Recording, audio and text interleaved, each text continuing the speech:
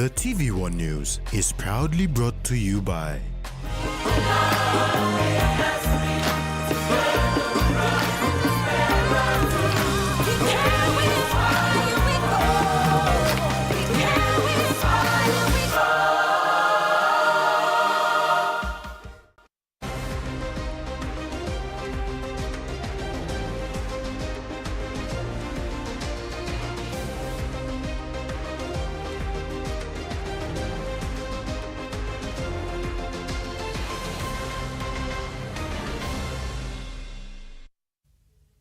Hello and thanks for joining us. This is TVWAN News.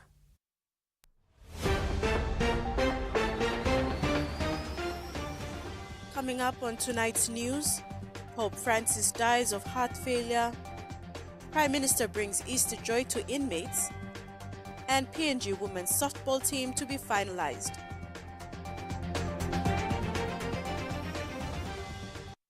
The passing of Pope Francis on April the 21st, 2025 has prompted a profound outpouring of grief and tributes from around the world. Leaders across political, religious and cultural spectrums are honoring his legacy of compassion, humility and dedication to social justice. In September 2024, Papua New Guinea was blessed to welcome Pope Francis on his historical visit to the country. Pope Francis was the second pope to have visited the country. Before him was Pope John Paul II, who visited twice, first in May 1984 and again in January 1995. Throughout his papacy, Pope Francis is reported to have emphasized themes of mercy, environmental stewardship, and interfaith dialogue.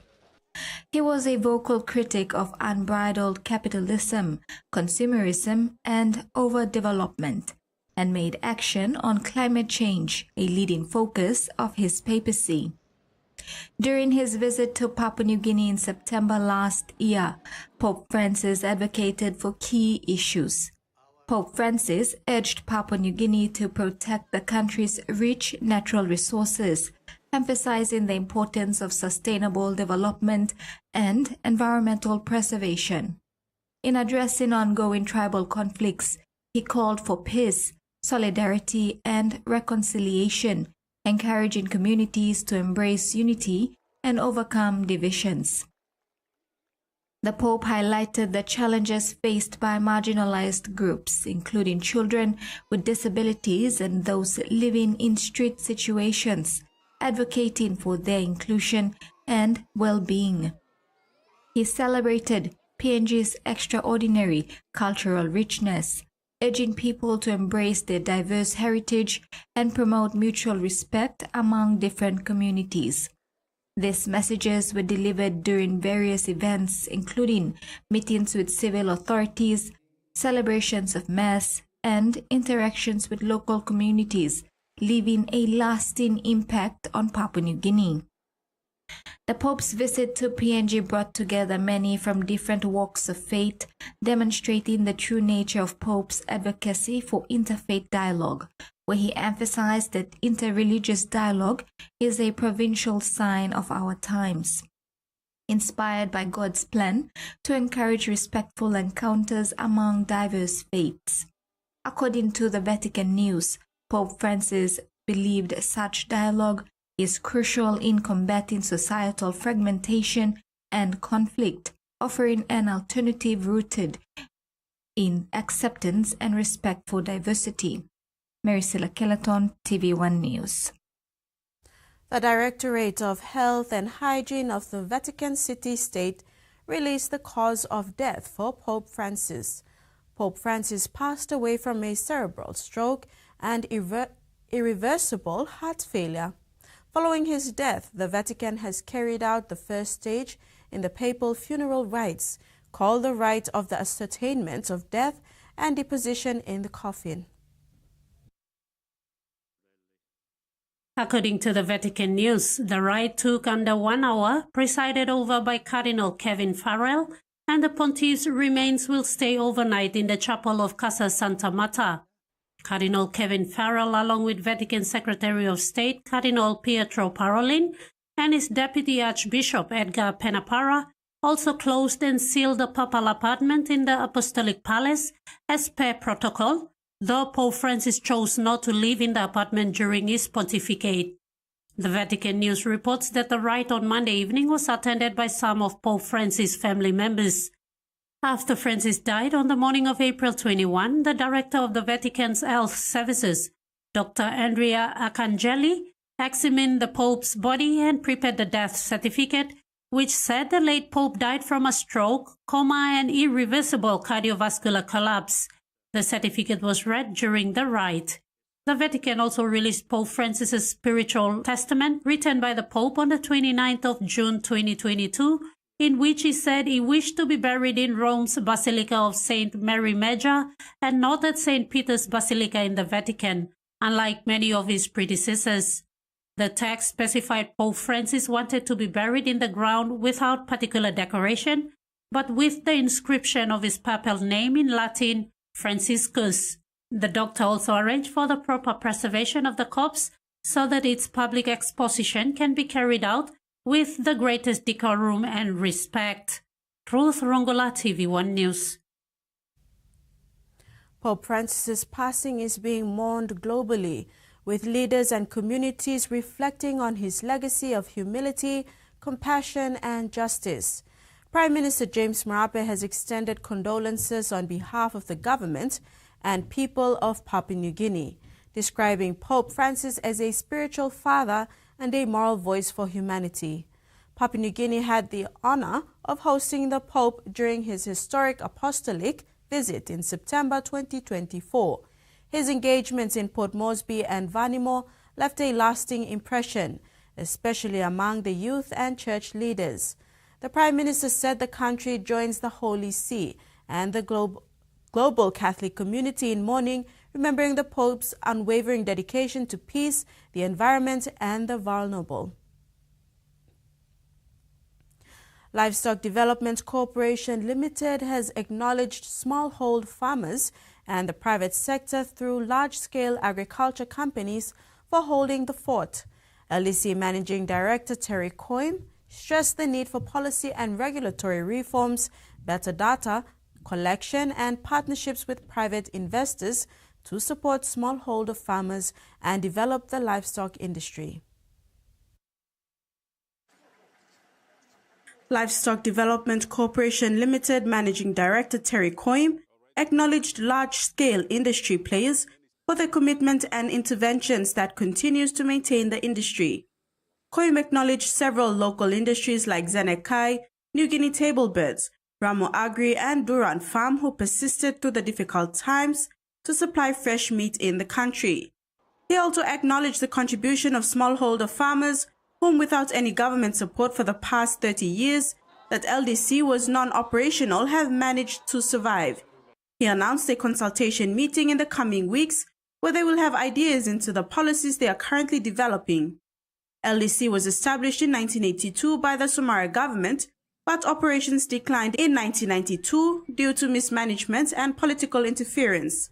When the Marape-led government took over in 2019, pushed for the revitalization of the Livestock Development Corporation, beginning with the appointment of a new board in 2020. The establishment of the new board has seen reclamation of over 30,000 hectares of land, reviving cattle stocks, staff capacity building, and good governance measures. Coim stressed the need for policy and regulatory reforms before data collection and partnerships with private investors to support smallholder farmers and develop the livestock industry. This is TV1 News. We'll bring you the day's other stories after the break. Stay with us.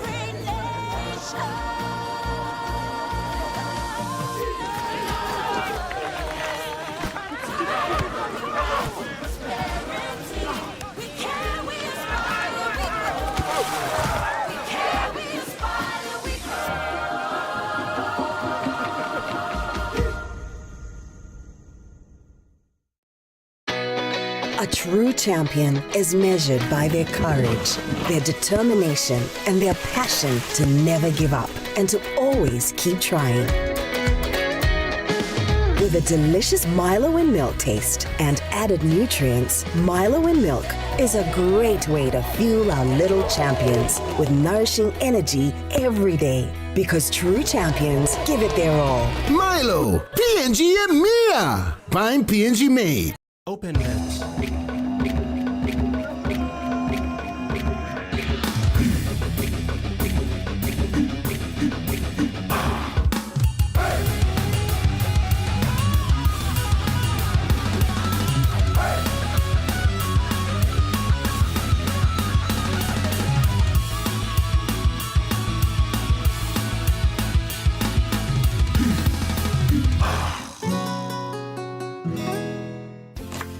Favorite meal for the day does feel good. Snacks noodles is my choice for a simple meal. It is easy to prepare and fast to cook, and with a touch of flavor and ingredients, quality noodles that can be cooked and enjoyed in many different ways. You see, my whole family loves it. It's made here in PNG and comes in different pack sizes.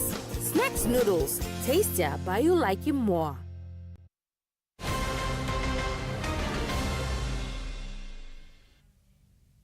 Welcome back. On Easter Monday, Prime Minister James Marape made time available to visit the Bomana Correctional Service Institute. His visit was aimed at sharing light and bringing hope to the inmates this Easter season.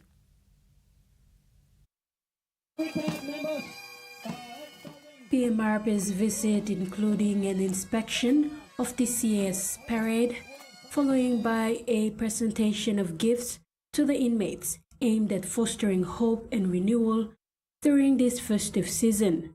During his address to the detainees, PM Marape emphasized the shared human experience of imperfection. You know, boy nothing, girl nothing.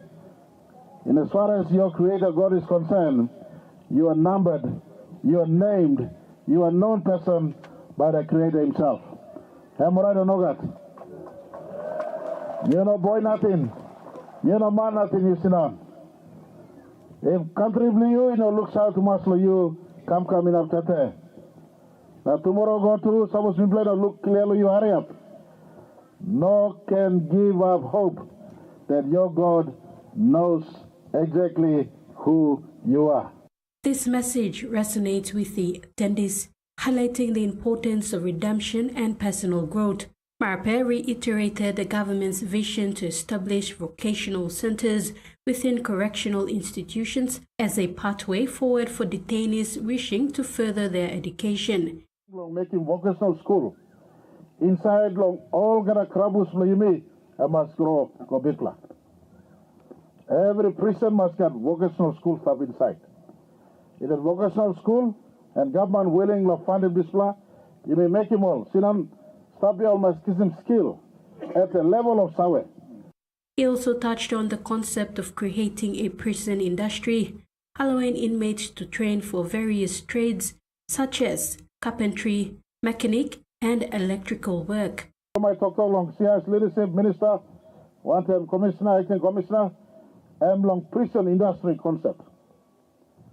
Prison industry. This is a concept, Somali government has been in launched in 2010, time is up minister for education, but me not looking big progress, me looking progressing.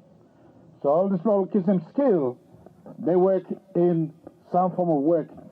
They work, some also learn him look carpentry or look carpenter, or learn him excavation or look excavation operators. Recognizing the unique challenges faced by female detainees, particularly those locked up due to domestic violence, he assured them that the government is actively looking into their issues. Acting CS Commissioner Bernard Nepo thanked Marape for making time available this Easter to visit the inmates, which he said will go down in the history of the PNG Correctional Service. I am pleased to say that the Prime Minister of the country is here to at least pay a visit and spend his time with us. Seeing the number of remands at the Bomana CS facility, Prime Minister called on the Public Solicitor's Office and the Solicitor General's Office to expedite processes related to court hearing for these remands. Marpe urged them to review this process to ensure the inmates are treated fairly. He further made a commitment to visit the inmates on Saturdays to have fellowship with them. Every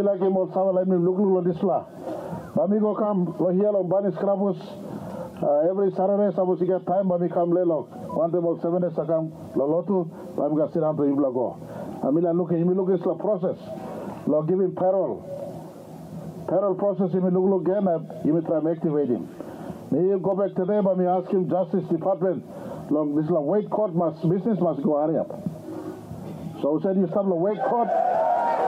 You must look into something, you go hurry up. But you said you see conviction finish, that you faithfully serving conviction without compromising due justice.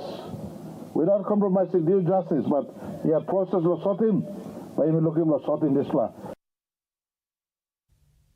The National Cultural Commission is stepping up its efforts to use film as a tool to address critical social issues and celebrate Papua New Guinea's 50th independence anniversary. A press conference held at Monument Tower in Port Moresby this week brought together filmmakers, cultural leaders, and supporters of the local film industry. On April 17, 2025, the National Cultural Commission held a press conference to announce the production of Plesman 2, a film project dedicated to preserving culture, promoting unity, and sparking dialogue on key social issues in Papua New Guinea. Representing NCC Executive Director Stephen Kilanda, Executive Manager David Time addressed the challenges faced by the local film industry. We have not been given funding to support our filmmakers in Papua New Guinea and to build this industry. Something that we are closely working with the appropriate authority to see importance of why film is important. We need more government support, government funding to come in to help us. One of the reasons in the past they said we don't have enough filmmakers, but I think that reason is not. We have a lot of filmmakers now, both male and female, who are interested in building this industry. Plesman 2, produced by Jonah Film Production, explores sensitive themes such as tribal conflict, sorcery-related violence, women's empowerment, and rural development, all told through the lens of local voices. I can say even though after 50 years we still tribe with the sorcery violence and tribal violence, we need to stop this. Okay, we need to change the mindset of the future generation. So we are taking all the initiative, all of us, not only me, all of my crew's initiative to make this movie successful. To bring you, all of you, to 2050, how the 2050 country will look like when we stop all the tribal conflict, sorcery issue. Yeah. Executive producer Spencer Wangere emphasized the evolution of the Plesman film series and the need for broader support from the private sector. We learned from the Plesman 1. We want to take this to the next level in terms of cinematography and storytelling and audio and everything. As part of its commitment to film industry, NCC presented a check of 10,000 kina to Jonah Film Production to support the completion of Plesman 2. With government and community backing, Plesman 2 aims to inspire a new generation through the power of film, one story at a time. Carol Kido Jr., TVWAN News. And now the finance news. The kina closed lower at $0.2455 in the interbank market. At Bank South Pacific, our kina was buying $0.2380 US dollars, $0.3685 Australian dollars, $0.1985 euro, and 33.10 Japanese yen. Looking at commodity prices at New York close, all closed higher, except coffee and copper closed lower. And on the stock market, the Dow Jones closed lower, ASX closed higher, and all ordinaries closed higher. TV1 News continues with overseas. When we return, stay with us.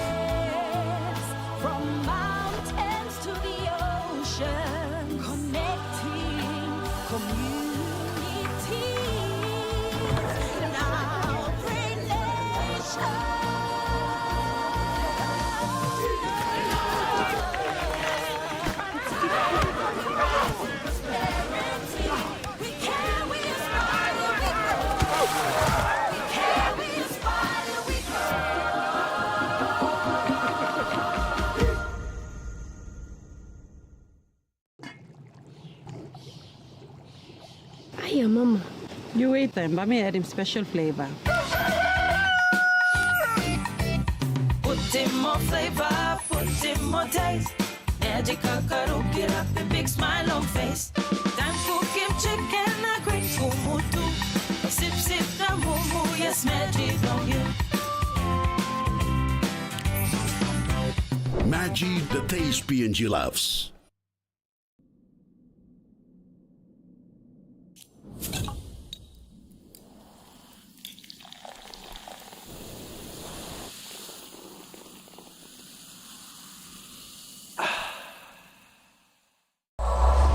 The One Talk jackpot is rolling over week on week. A life-changing 1 million kina. Get your tickets now. Draws every Friday at 7:30 p.m. Play now at 321lotto.com.pg or any of your 321 authorized retailer. 321. Win big every day. Help stop the spread of germs and protect your loved ones with Protex. Here are some simple hand washing tips. Use soap or liquid hand wash. Vigorously scrub hands in circular motion. Scrub in between fingers and nails. Do not forget the back of the palm and around the wrist. Rinse with clean running water. Dry hands with a clean paper towel or cloth. Protex. Clean hands, good health.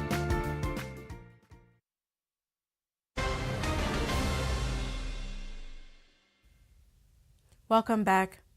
The Pacific Conference of Churches has joined the global Christian community in mourning the pass of His Holiness Pope Francis, who died on Monday. In a heartfelt tribute shared on social media, the PCC expressed deep sorrow and solidarity with the Catholic faithful across the Pacific and around the world. Pope Francis, who became the first pontiff for the Southern Hemisphere and the first non-European pope in more than 1,200 years, was elected in March 2013. He was widely known as the Pope of the Peripheries for his deep commitment to peace, inclusion, and compassion for the world's most vulnerable.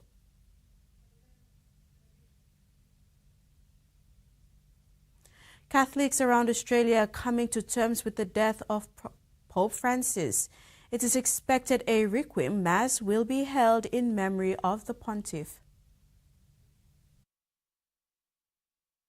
Bishop of Brisbane, Mark Coleridge, has said that he was deeply saddened to hear the news of Pope Francis's passing yesterday. He says that it really did come as quite a surprise, and he says not only was the pontiff a gift to the church, he really was a gift to the rest of the world. Now, we're here at St Stephen's Cathedral of Brisbane, and all throughout the morning we've seen Catholics and mourners trickle into the church to pay their respects for Pope Francis and really mourn the loss. There was a mass held here at 8 a.m, of which the Archbishop delivered an incredible delivery and really spoke about the legacy of Pope Francis's life. Now, he also spoke with the ABC, the Archbishop, and really reflected on his relationship and time with Pope Francis. He first met him back in 2019, and he says that his entire legacy has come as quite a surprise, and that was something that really struck out to him from really the first moment of his election. It was a surprise to so many in the Catholic community. Even his first greeting standing on that balcony in St. Peter's,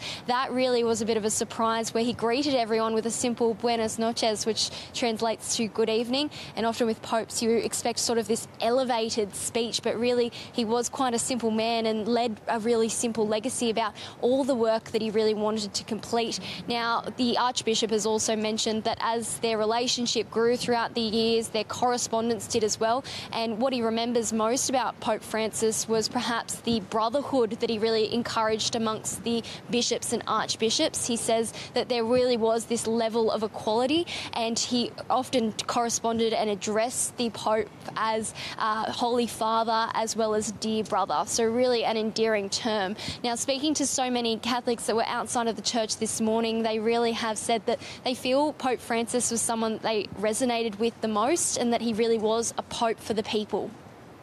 Well, I've actually seen the Pope, papal audiences 3 times. He is probably the Pope that I have resonated with the most, a little bit emotional. He was a Pope of the people. He always believed in poor and marginalised, and I just felt such a connection with this Pope.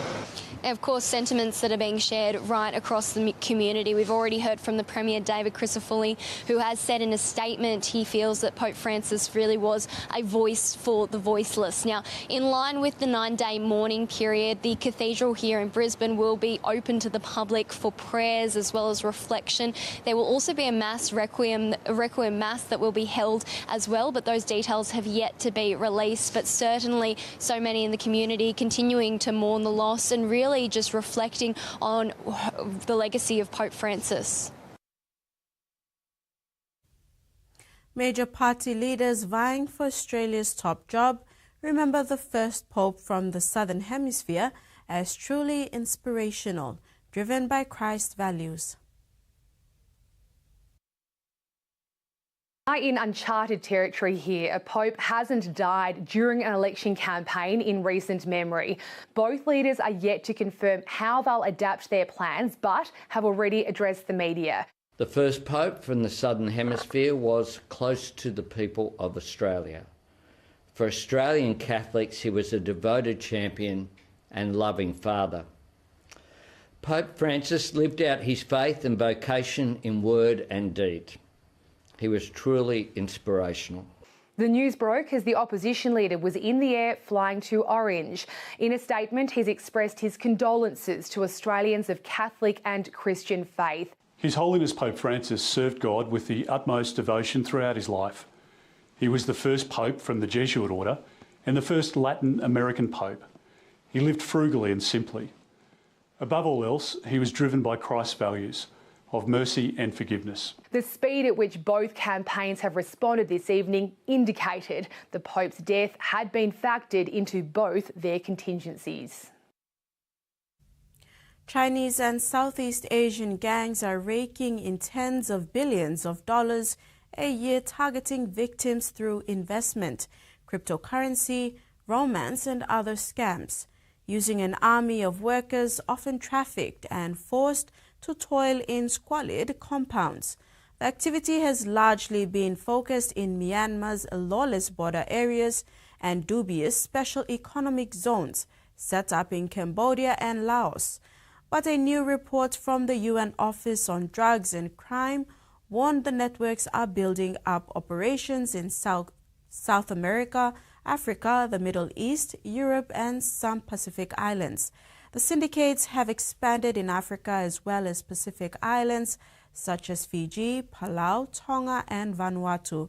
Unregulated and anonymous illicit cryptocurrency mining has become a powerful tool for the networks to launder money, the report said. Some days, Amber Bryans can barely get out of bed, crippled with pain due to her endometriosis, but determined to raise awareness about the disease, which affects 1 in 7 women. The 28-year-old from Adelaide decided to run 500 kilometres back to her hometown in the outback, New South Wales. Hobbling to the finish and gritting through the pain. Amber Bryant is embraced by friends and family in Broken Hill after a gruelling 500-kilometre run from Adelaide. Got shin splints both sides, lots of burns from tapes and tough skin sprays. Definitely never been this sore. Temperatures in the 30s tested the runner to her limits. So the weather was 10 degrees hotter than what it was meant to be, so that left us with only a kind of 7-hour window to run in, and all of those hours were in the dark. She was hospitalised with dehydration and had some near misses with trucks, forcing her to swap the road for a treadmill, but she was determined to clock up 500 kilometres, a feat she did in 9 days. Her body, even though it's a bit worse for wear, her getting through is obviously a testament to her hard work and mine. The pain worth the outcome, raising awareness for endometriosis, a debilitating condition she was diagnosed with in 2023. They just told me that it was just being a part of being female. And so I dreaded going to the doctors because I thought that they felt like I was making it up. While 1 in 7 women like Amber have endometriosis, it can still be very difficult to diagnose accurately without surgery, something staff at the University of Adelaide are hoping to change. Because at the moment the scans are generally only available in quite specialised practices, which does limit the access to people. Establishing an ultrasound training program to help clinicians better identify the disease, which can cause crippling pain and infertility. And we're hoping with earlier diagnostics we might be able to not just alleviate some of the symptoms but also help prevent some of these effects that go on further. Increasing awareness one step at a time. A political storm is brewing over the repayment of a $190 million loan from China, originally borrowed to help rebuild the Tonga's capital after riots in 2006. The money was also spent on major projects like the renovation of the Royal Palace, an upgrade of Nuku'alofa Wharf, and loans to local businesses to help them rebuild. With the loan repayments now due, debate is intensifying over how previous governments handled the funds. The Lowy Institute has described it as a milestone around Tonga's neck, with the kingdom's debt levels ranked among the highest in the world, 4th globally. Tonga, which was hit by a volcanic eruption and tsunami, has external debt of $190 million, or 35.9% of its GDP, of which 2/3 is owed to China's Exim Bank. You're watching TV1 News. We'll have all your news in sports after these short messages.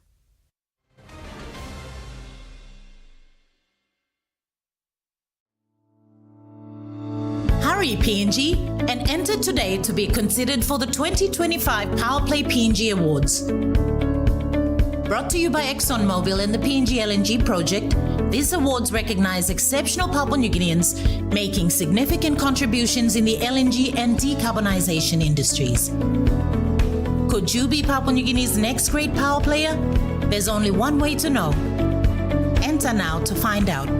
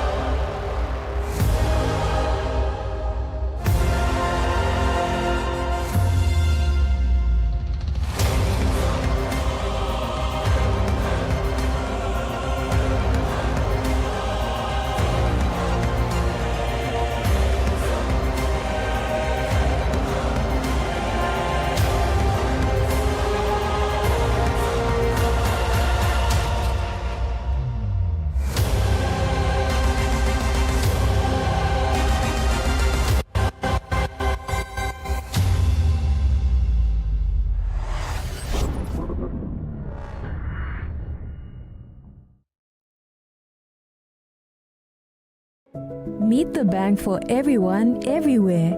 As People's Microbank, we were proud to be a bank for the people. Now as National Banking Corporation, we are bringing modern banking to all in Papua New Guinea. With more branches and our friendly staff ready to assist you in more places, we are making money matters simple and fair. So wherever you are, however you say it, say hello better banking. Learn more at nbcpng.com.pg.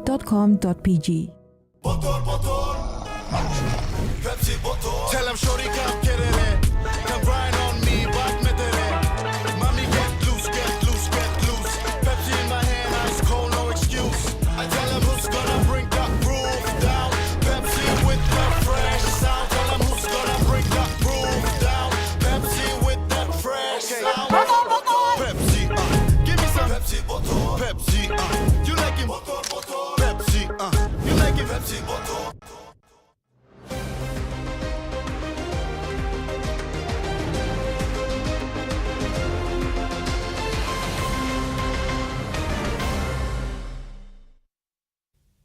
Thanks for staying with us. Visiting Fiji Rugby Sevens team and 2025 New Power Sports Talk Sevens champions, Devo Babas was initially bringing a female team to compete in the Open Women's Division. However, 9 of their players were unable to board the flight due to transit visa issues that impacted their roster. They only managed to bring 3 girls instead of a full 12. Despite the setback, the spirit of rugby prevailed as the team quickly reached out to tournament organizers for assistance. Team founder and manager Anna Rambuka expressed gratitude for the support they received. Managed to get help from Daisy, Susa Daisy, and she helped us with getting another 6 girls. So we managed to get 9 girls on our day 1, and then we get an extra girl on day 2. So the girls actually made a good combination, and we are looking forward to play more games with them come next year. The makeshift team showcased remarkable resilience and skill, ultimately earning the bronze medal. Anna acknowledged the camaraderie fostered through rugby and looking forward to playing more games with their PNG sisters next year. Reflecting on the performance of the Fiji men's team, Anna praised their cohesion and teamwork, attributing their success to years of playing together since childhood. I've known the boys back from their humble beginnings, and so far, not only in here and their achievement this weekend, but how far they've come from what they started off with. Devo Babas, I've always been supportive of them because I know the struggles and all the sacrifices they have to make to reach the level that they are in. On behalf of the Fiji teams, Anna also extended her heartfelt thanks to the Fijian community in Port Moresby, the tournament sponsors, and the sports talk organizers, highlighting that the entire experience exceeded their expectations. She noted her admiration for the raw talents present in PNG women's rugby, particularly the size, agility, and power qualities reminiscent of rugby league. We call it God's blessings because nothing comes just like that. It comes in God's plan and timing. And for that, we are so blessed to be here. And now we've found a new family in PNG for like the Sport Talk Sevens, and we will continue to be part of it. And I'm looking forward to get both the teams next year for both Devo and Taimoide, because we are looking forward to come and go back with the 2 cups. The excitement was unreal as Anna encouraged fans and supporters, expressing a keen desire to return in 2026 for another memorable rugby experience. Terry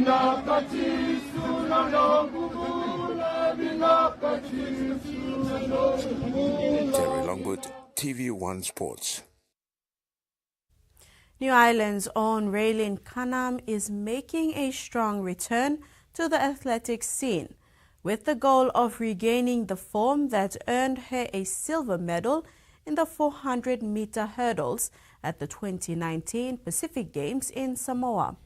After a 2-year hiatus, Raylene is back on the grind, training hard with the aim to secure a spot in the national squad for the upcoming Pacific Mini Games in Palau.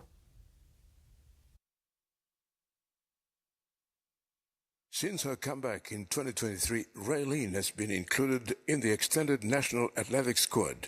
She is currently in training camp at the National Sports Institute in Goroka. Raylene first represented PNG in 2014 when she made the Oceania Championship squad in the Cook Islands. She has since achieved remarkable success, grabbing her first gold medal in the hurdle at the 2017 Mini Games in Vanuatu, followed by a second gold at her second Oceania Championships in Fiji later that year. So my first competition, lo Oceania Championship, lo 2014, lo Cook Island. Yeah, and then from there, me attended 2017 Mini Pacific Game lo Vanuatu, which I was the 400 meter gold medalist, adults, and 2017 too, me been go attending second championship lo me Oceania Championship lo Fiji, and mix him to gold lo for adults, and then 2019 Pacific Game lo Samoa, me been take part lo 4 adults na heptathlon at the same time, mix him silver lo heptathlon. Raylene's first international competition was the 2019 Pacific Games, where she showcased her talent in multiple events, including the 400-meter hurdles and the heptathlon, concluding her campaign with a silver in the heptathlon. Making a comeback after nearly 3 years away from the competitive sport, it presents its own set of challenges, especially with a new generation of talented young athletes emerging. However, Raylene is putting in the hard yards to secure her place in the final squad. She is currently training for multiple events, leveraging her versatility as an athlete. She said seeing young and old athletes still competing was her main source of inspiration to come back. By seeing the new athletes, where local, I'm all making me na kind of meeting thing come back and run. Yeah. And some of the athletes where me been like me stop one time, same. Yeah. Regarding her prospects of making the final cut and the opportunity to once again represent the country with pride, Raylene expressed readiness. Me ready, lo. Yeah, take part lo. Heptathlon. Yeah, me look forward lo. Sana wanta podium. Yeah. Raylene is grateful for the support of her coaching staff, especially in the multi-events, and pleased with her current form. She is determined to give her best for the country as she aims for a podium finish at the Palau Mini Games this June. Terry Longwood, TV1 Sports. The finalization of the PNG women's softball team ahead of the Pacific Mini Games will be done this week. As part of the selection process, the players have undergone almost 3 months of intense training that culminated in the final training camp over the Easter long weekend. The PNG women's softball team's final roster will be determined this week following participation in the Easter Moneyball tournament. 27 players in the current training squad competing for 17 positions on the national team. The camp, which coincided with the Moneyball tournament, was crucial and key to assess the girls at a high level of competition and necessary for the players to demonstrate their skills effectively. The team bonding and the hard training session since February culminated in a final training camp today, overseen by Coach Ken Selu, returning coach of the 2015 gold medalist. PNG BSA executive Ezekiel Tovia thanked Coach Selu and his daughter for their involvement during this selection process, indicating the importance of skilled coaching in shaping a competitive team. It's a great opportunity now with the Moneyball coming up, and timing is perfect for this as well. So, we get all the girls to work on their games, working out combinations and all that. But on top of that, it's also picking out stats from each individual players, and from there that helps to the federation to actually with the coach to come up with the final 17. He highlighted the importance of having balance in the team between youth and experience, with key players from the previous gold medal winning team mentoring emerging talents which they need to develop for the future. We've got a good mix of experience and youth in this team. I think we've only got a couple of players that took part in the 2015 games. I think there's about 5 or 6 of them. So those are the ones with the experience, in with the new girls. But I guess that's the way forward, is to have that experience, because we not only trying to look at it now. You try to plan for the future events or the games. Tovia expressed optimism regarding the team's return to the Pacific Games, highlighting ongoing challenges due to the COVID-19 pandemic since 2021. PNG BSA will be using the Pacific Mini Games as a significant platform for softball in the country to get back on its 2 feet and return to compete at the international stage against other Pacific rivals. Terry Longwood, TVWAN Sports. And that ends the sports segment. We'll now have the weather forecast.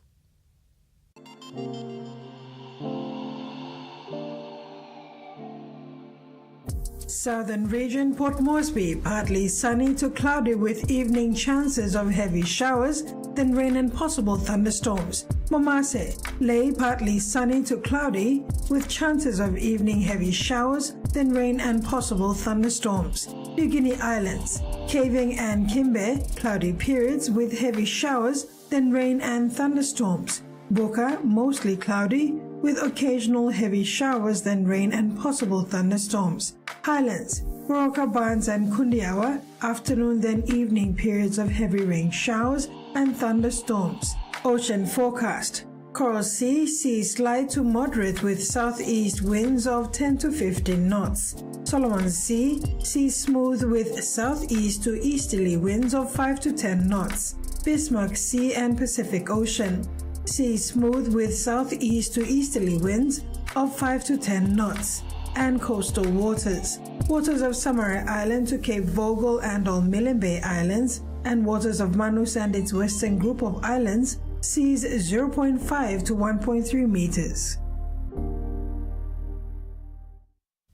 And that ends TV1 News. Pleasant viewing. Good night.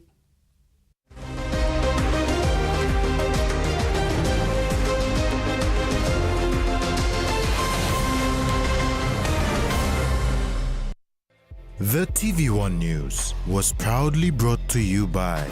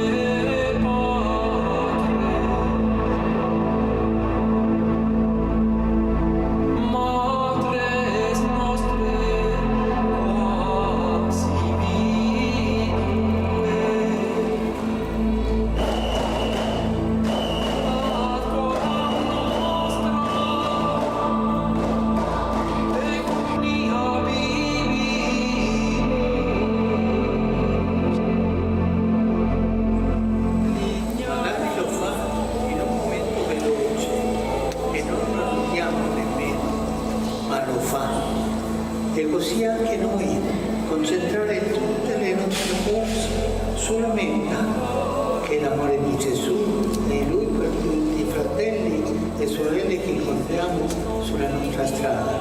E poi uno slancio, riempire tutto e tutti con il nostro affetto. In questo senso nessuno di noi è il peso, come avete detto. Tutti siamo doni bellissimi di Dio, un tesoro gli uni per gli altri.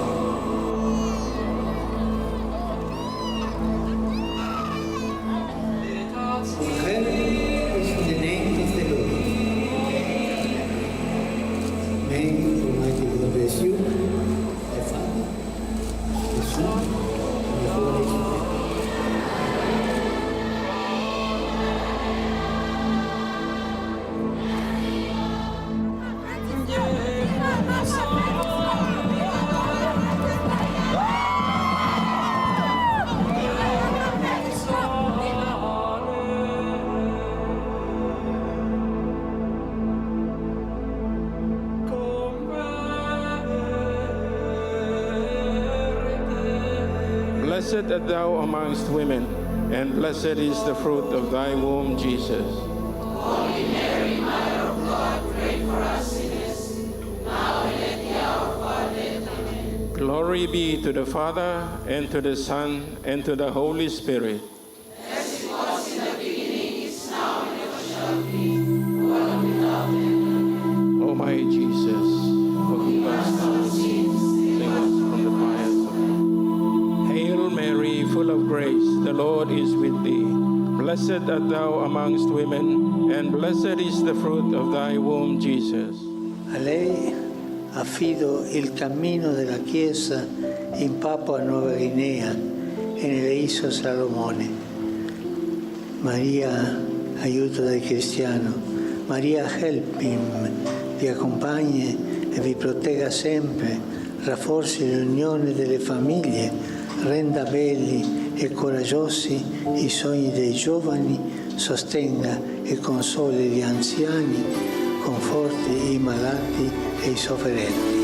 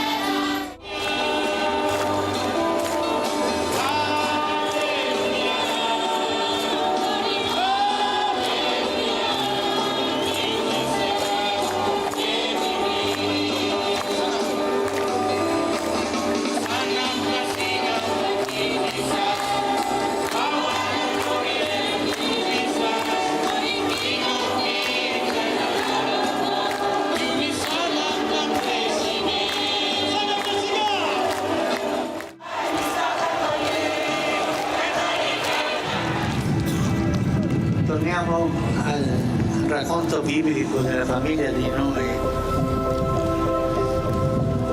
Ognuno parlava proprio la diversa lingua, anche tanti dialetti, e si parla tanti